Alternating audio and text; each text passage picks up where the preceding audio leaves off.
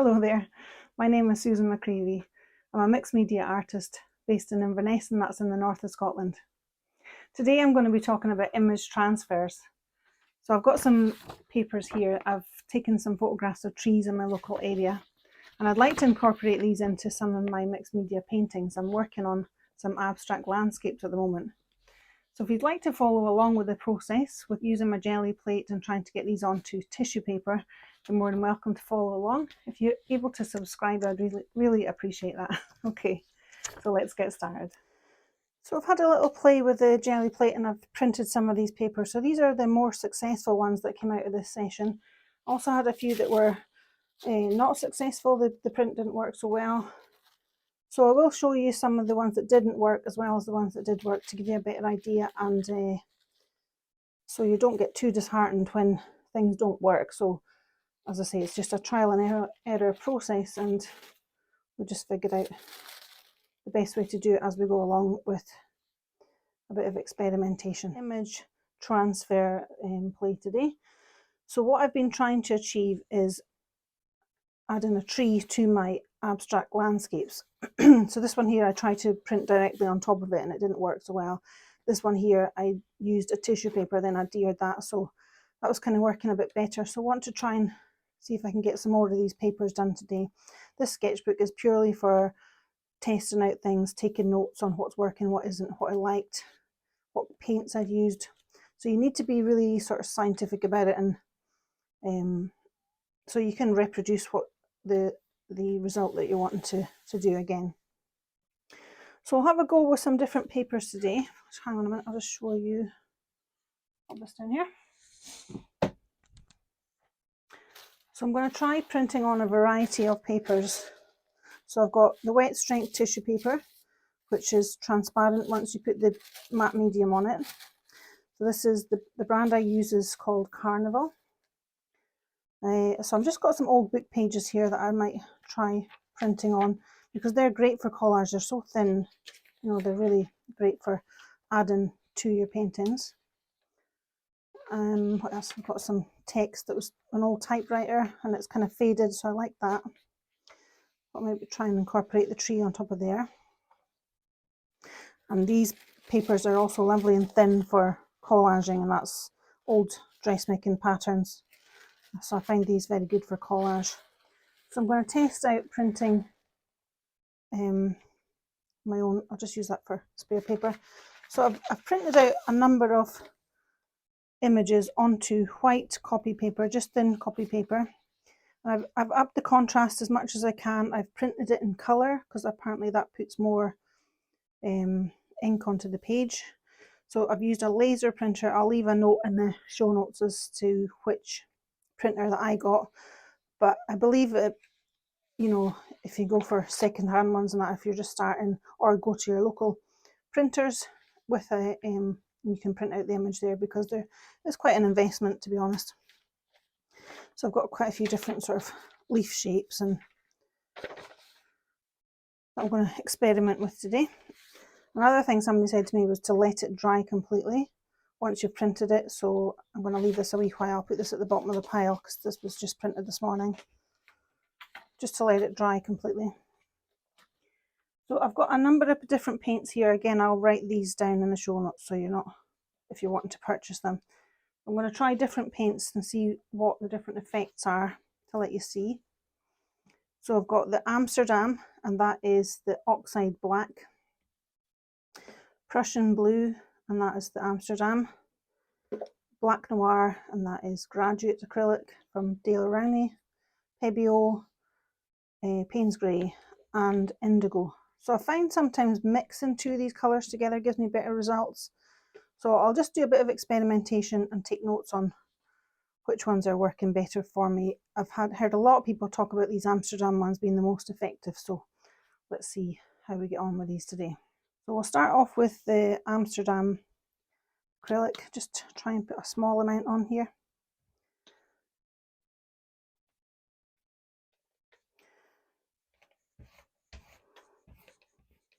So you want to work fairly quickly.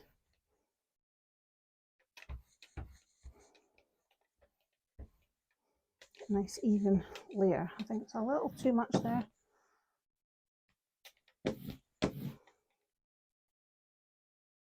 Right, so not too much, not too thin. So let's try. So I've got this, it's got a lot of imagery in it. Let's try this one first. So I'm gonna pop that down there, and then a smooth even pressure all over, because there's a lot of the page to cover on this one. Just little circular motions. I'm going to lift it, see if we're getting, so you don't want to leave it too long or you'll pull all the paint off the plate. There's bits of it is working here and bits not, so let's try that one first, see if we can get anything. I'm trying this corner here.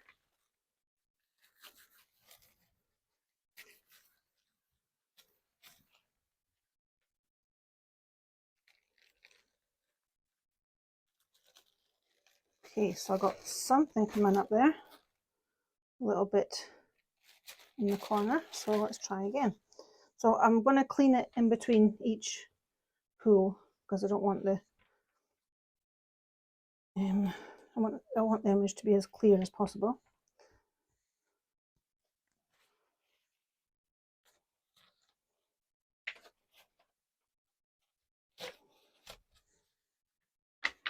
Okay, so let's try this time with the Prussian Blue.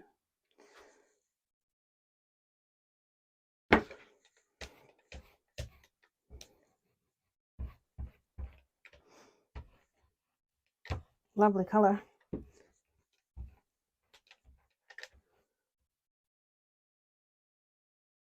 Okay, let's see. Put that down there. So I'm going to try this one next, see if I get anything.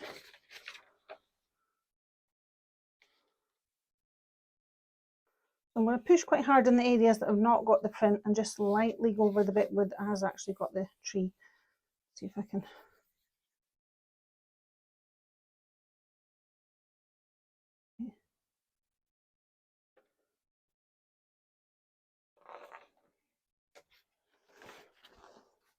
Let's try that piece again, up on this side.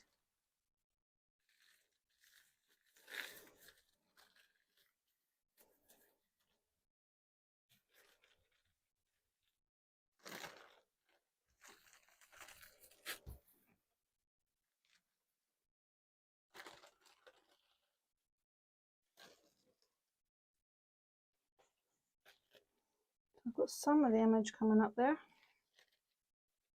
over the middle, and then more at the edges.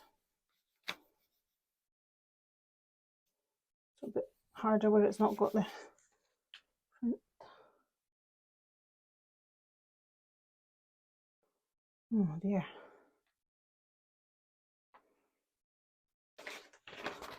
Another fail. Oh. Let's try this one here.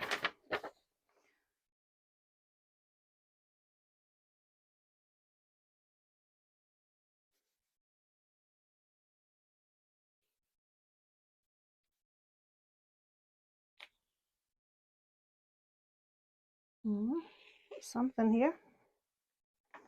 So that was the Paynes grey. Let's try it with a bit of tissue paper. There.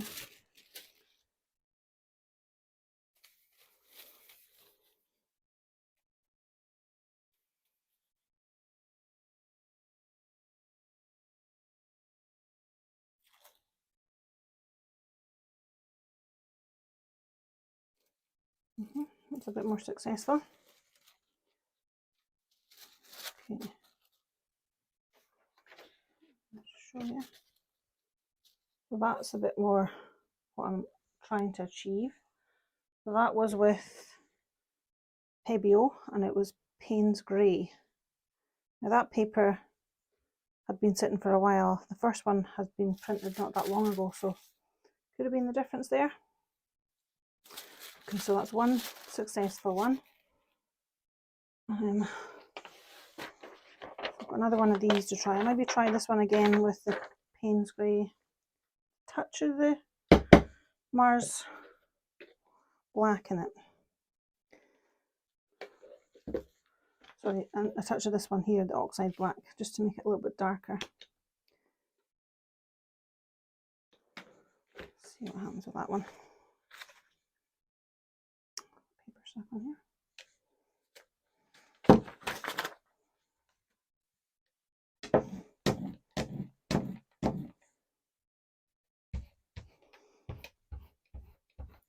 Apologise if there's anything upsetting you here. This was a farmer's book I'm using.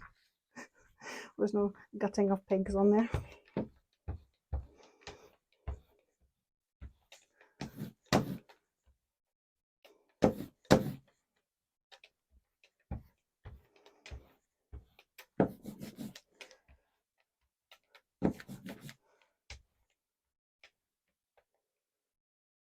Okay, let's try this one again.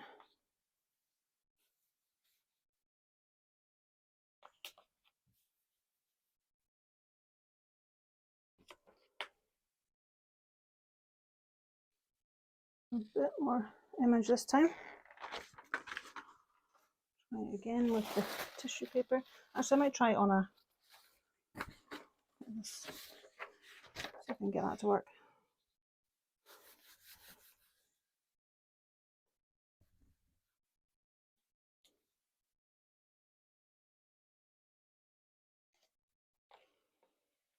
Oh, look at that.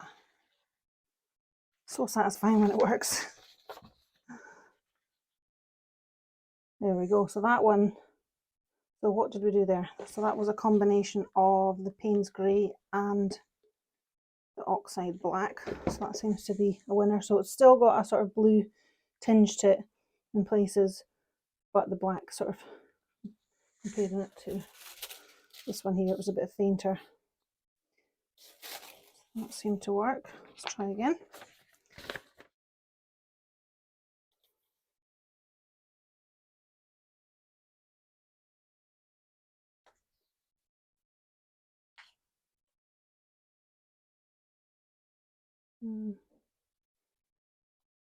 I wonder if it's because this has not been left long enough. It was printed just before I started filming. Could be the difference.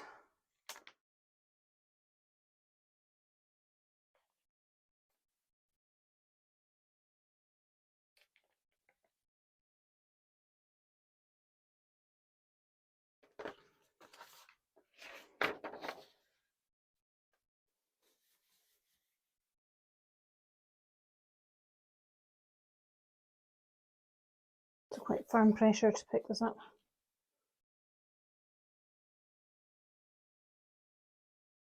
Oh, that's cool. So that tree didn't print well, but the bird did. And the print's actually gone onto the plate. I think this is because it's old typewriter ink. So it's transferring into the little bird there. So as you can see, this is very much trial and error.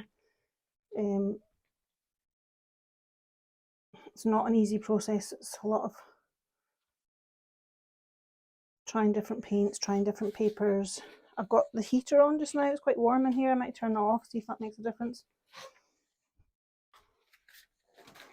Let's test that out. This is one that I printed probably about half an hour ago now, just to see what's...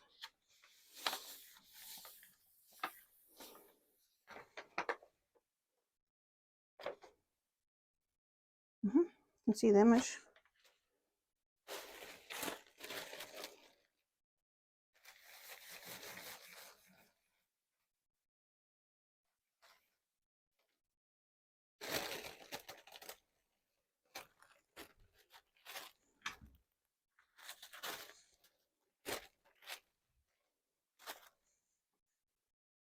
That's not too bad. Who knows? It's a mystery. I think this ring's a mess. Right, I'll have that bit of text on the bottom there. Well, just when I was drying those pieces, I just had a look at these and I actually really like these. I think I'd probably do something with the papers that I printed on. So that's just sparked an idea. And I love that white space, the way that it's not printing fully. So this might not be a wasted day after all. I love that sort of painterly effect behind the tree there. That's really nice. Okay, so let's have a look at some of the prints that we did today. This one here worked well, and I think the difference was that the paper had been sitting for a while. It hadn't come straight out of the printer. Not quite sure why that is, but that seems to be the only thing I can tell the difference. That was another one that had been sitting in the drawer for a few days. It wasn't printed today. So that one worked well. I loved it on this toned paper with the text coming through. So, but the happy accident, or the gift, as I like to call it, it was this one here and these. So that was just the paint from the plate, but I just love that white space there. Gorgeous. So I think I would definitely use that in a collage. And this one here with the distress look behind the leaves. That's really nice.